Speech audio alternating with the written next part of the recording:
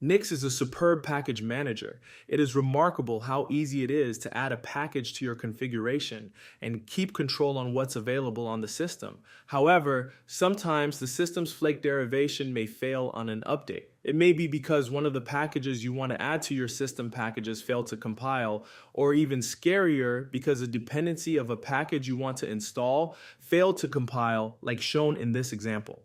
At a first glance, it does not seem that NIX supports specific package downgrading out of the box, as you update the entire NIX package repository to update your packages, and there is no built-in syntax to specify any app version.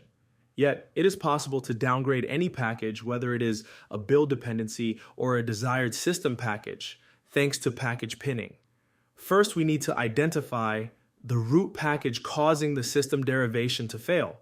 For that, we can start from the bottom of the error message and walk backward until we find the program that failed to compile. In this case, although my desired package was TechLive, it depended on the package Zindi, which itself depended on CLisp, which failed to compile.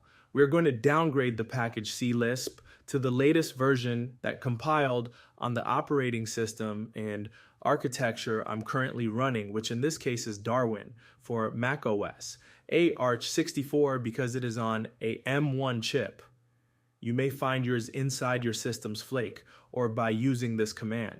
Note that if your architecture is ARM64, you will have to look for Arch64 instead. Go to hydra.nixos.org and go to the NIX packages project.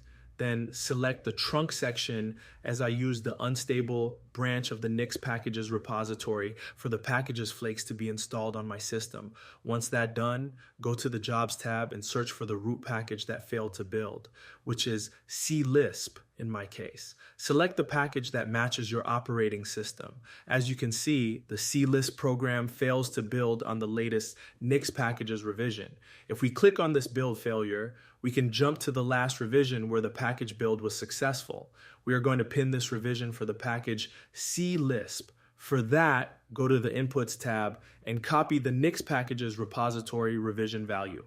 Once that's done, open your system's flake and add the NIX packages repository revision pin by adding a new repository variable with any name you want.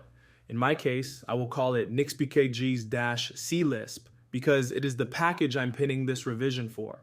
Also add this repository to your outputs. Finally, we will overlay the CLisp package of the main NIX packages repository we use in our config to use the pinned NIX packages revision where it could be successfully built by adding the following code. It will basically redirect any package flake using NIX packages repository to use this one instead.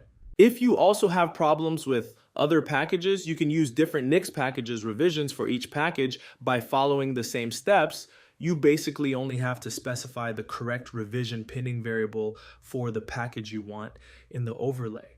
One may also notice that even though we use a different revisions of NIX packages repository for our package overlay, one could choose to use the official GitHub repository of the package he wants to overlay instead, if the repository has a flake.nix file at the root directory. I hope this helped you, and I'll see you later on the Unstable channel.